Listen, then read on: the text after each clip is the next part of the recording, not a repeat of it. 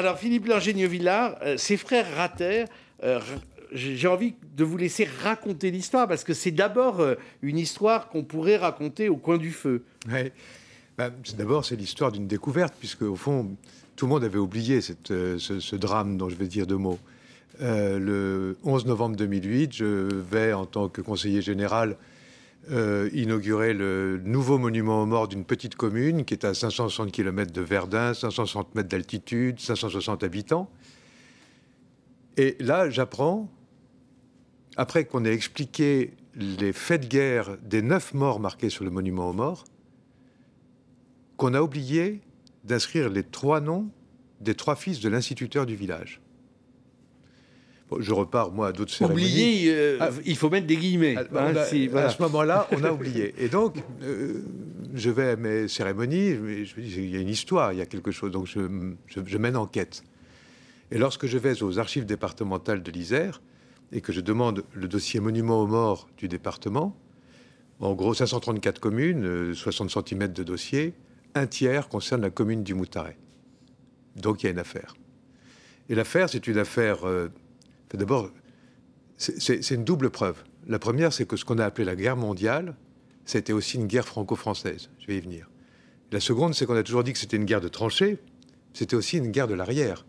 C'est-à-dire qu'à l'arrière, il se passait un tas de choses. Le front était partout. Qu'est-ce qui se passe? Un maire pacifiste, tendance Jaurès, guerre à la guerre, qui va jusqu'au bout de sa logique, puisqu'il évite à son beau-fils de partir à la guerre, s'oppose à un instituteur secrétaire de mairie, patriote, élevé dans « on va récupérer l'Alsace et la Lorraine », qui est fier d'envoyer ses 3 fils à la guerre, mais qui évidemment fait reproche à l'instituteur de ne pas avoir envoyé le sien. Toute la guerre va se passer autour de cette à la fois complicité des 2 hommes, puisqu'ils sont tous les 2 en charge des affaires municipales, mais en même temps cette espèce de morale permanente, et qui devient tragique lorsque le maire est chargé, à partir de 1915, c'est une loi qu'il décide, c'est le maire qui doit, lorsqu'il y a un mort pour la France, aller informer personnellement la famille du décès du soldat.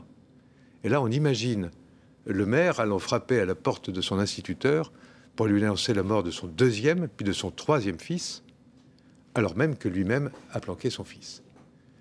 La haine entre les 2 hommes devient extrêmement tendue, très forte. Et lorsque la guerre se termine, en 1919, le maire est réélu et se dit, maintenant c'est à mon tour de te donner des leçons, mon grand. Et comme on est en face d'un instituteur, c'est-à-dire de quelqu'un qui passe, il n'est pas né dans le village, il va repartir. C'est finalement facile de ne pas marquer les noms des 3 garçons sur le monument aux morts. Et c'est ce qui va se passer.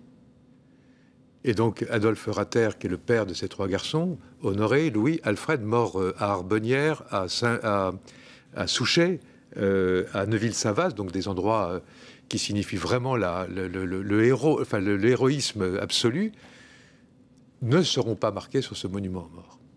Alors, Pauline de Préval, qui nous aide ô combien à préparer ces émissions, disait ça pourrait être une nouvelle de Marcel Aimé. C'est-à-dire qu'on est vraiment dans l'atmosphère un peu rance comme ça d'un village avec les haines, les oppositions, et au loin les grands échos historiques, mais qui se réfractent à un niveau à la fois individuel. Donc c'est très troublant. Oui.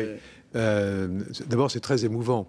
Ce qui est très émouvant aussi, c'est qu'ayant découvert, révélé cette affaire, le maire d'aujourd'hui de cette commune est accepté et réalisé il y a quelques jours de remettre les 3 noms en présence du préfet, des parlementaires, enfin donc d'une foule immense qui est venue autour de cette pierre pour honorer en fait ces 3 gamins qui avaient été oubliés. Vous voyez, finalement l'histoire, on parlait d'histoire écrite par les vainqueurs. Est-ce qu'il y a une histoire qui peut être écrite par les vaincus? Est-ce qu'il y a à un moment une vérité qui peut venir des humbles?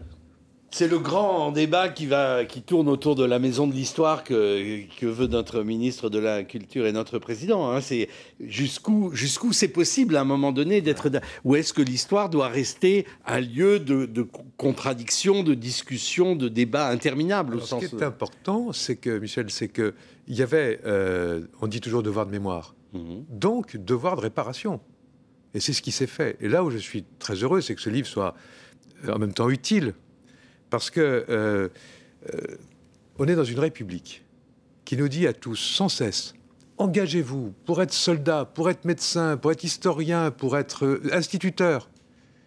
Mais en face, il faut que la République qui vous demande de vous engager vous protège, vous reconnaisse.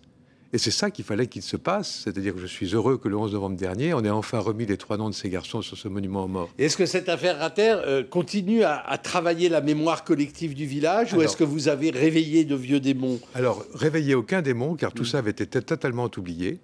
En revanche, ce qui est extraordinaire, c'est qu'une fois le livre sorti, un tas de témoignages arrivent, soit complétant l'histoire, une lettre envoyée par la sœur de l'un des soldats morts, la veille de son décès.